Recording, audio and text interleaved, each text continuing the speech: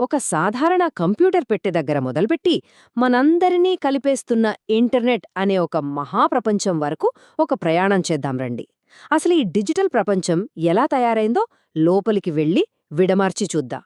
మనం ప్రతిరోజూ కంప్యూటర్లు వాడేస్తాం గదా, కాని ఆ స్క్రీన్ వెనక, ఆ కీబోర్డ్ కింద అసలు ఏం జరుగుతుంది? మనకు అంతలా తెలిసిన ఈ బాక్స్ లోపల నిజానికి ఏముందో ఎప్పుడైనా ఆలోచించారా? రండి, ఇవాళ ఆ మాయాపెట్టి రహస్యాలను ఛేదిద్దాం. అన్నిటికంటే ముందు అసలు బేసిక్ విషయం ఏంటంటే, మనం కంప్యూటర్తో ఎలా మాట్లాడతాం, మనమిచ్చే కమాండ్స్ దానికి ఎలా అర్థమవుతాయి, అదిచ్చే సమాధానాలు మనకు తిరిగి ఎలా కనిపిస్తాయి, ఈ ప్రాసెస్ ఎలా పనిచేస్తుందో ఇప్పుడు చూద్దాం. సింపుల్గా చెప్పాలంటే, కంప్యూటర్తో కమ్యూనికేట్ చేయడానికి 2 దారులుంటాయన్నమాట. ఒకటి సమాచారాన్ని లోపలికి పంపడం, దాన్ని ఇన్పుట్ అంటాం. 2 సమాచారాన్ని బయటకు తీసుకోవడం, దాన్ని అవుట్పుట్ అంటాం. కీబోర్డ్, మౌస్ లాంటి వాటితో మనం ఆర్డర్స్ ఇస్తాం. మానిటర్, ప్రింటర్ లాంటి వాటి ద్వారా అది మనకు రిజల్ట్ చూపిస్తుంది. ఈ డివైజులన్నింటినీ కలిపి పెరిఫరల్స్ అని పిలుస్తారు. చూడండి, మన ఆలోచనల్ని కంప్యూటర్కి చెప్పడానికి ఎన్ని మార్గాలున్నాయో. టైప్ చేయడానికి కీబోర్డ్, స్క్రీన్పై చూపించడానికి మౌస్, మన వాయిస్ కోసం మైక్రోఫోన్, చివరకు మన వేలితోనే కమాండ్ ఇవ్వడానికి టచ్ స్క్రీన్. ఇవన్నీ మన ప్రపంచాన్ని డిజిటల్ భాషలోకి మార్చే సాధనాలే అన్నమాట. మరి కంప్యూటర్ మనకు ఎలా సమాధానమిస్తుంది? మానిటర్పై కనిపించే బొమ్మలు, స్పీకర్ల నుంచి వచ్చే పాటలు, వీటిని సాఫ్ట్ కాపీలు అంటాం. అంటే అవి తాత్కాలికం. అదే ప్రింటర్ ఒక పేపర్పై ప్రింట్ చేసిందనుకోండి, అది హార్డ్ కాపీ అవుతుంది. మనం చేత్తో పట్టుకోగలిగే అసలైన రూపం అన్నమాట. సరే, కంప్యూటర్తో మాట్లాడటం ఓకే, కాని మనమిచ్చే సమాచారం, మనం క్రియేట్ చేసే ఫైల్స్, ఇవన్నీ ఎక్కడికి వెళ్తాయి? అసలు కంప్యూటర్కు జ్ఞాపకశక్తి ఎలా ఉంటుంది? ఇప్పుడు ఆ రహస్యాన్ని కూడా చూసేద్దాం. కంప్యూటర్ మెమరీని తయారు చేసే వాళ్లకి ఇదో పెద్ద సవాల్. స్పీడ్గా పనిచేసే మెమరీ చాలా ఖరీదు. ఎక్కువ స్టోర్ చేసే మెమరీ కొంచెం స్లోగా ఉంటుంది. అందుకే వాళ్ల లక్ష్యమేంటంటే స్పీడ్, సైజ్, ఇంకా ఖర్చు, ఈ మూడింటినీ బ్యాలెన్స్ చేయడమే. ఈ ప్రాబ్లంని సాల్వ్ చేయడానికి కంప్యూటర్లు ఒక తెలివైన పద్ధతిని వాడతాయి. అదే మెమరీ హైరార్కీ. దీన్ని ఒక పిరమిడ్లా ఊహించుకోండి.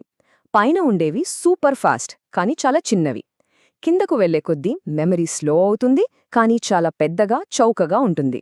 సింపుల్గా చెప్పాలంటే, ర్యామ్ అనేది మనం ప్రస్తుతం పనిచేసే మన టేబుల్ లాంటిది.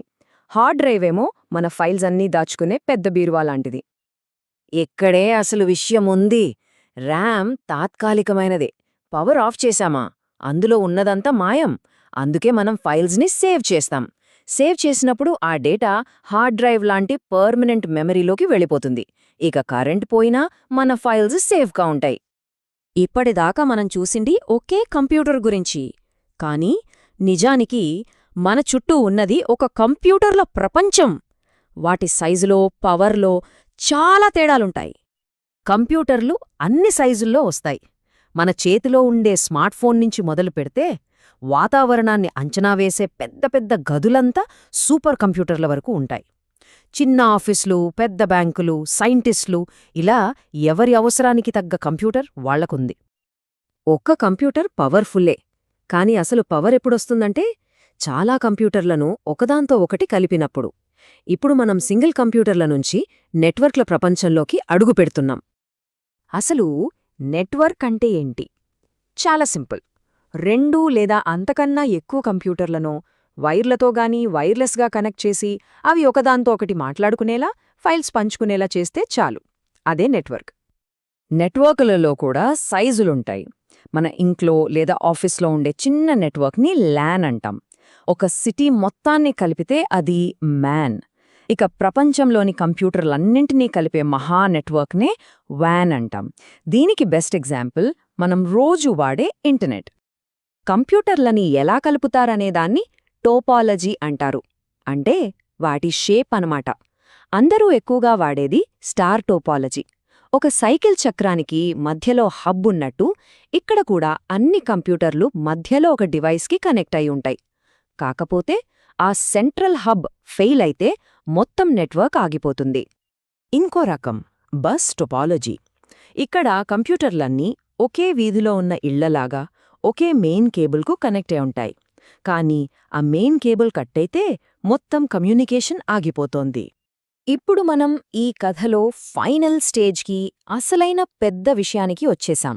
అదే ఇంటర్నెట్. ప్రపంచంలోని లక్షలాది నెట్వర్క్లను కలిపే ఒక నెట్వర్క్ల నెట్వర్క్. ఇంటర్నెట్ అనేది ఒక్క రాత్రిలో పుట్టలేదు.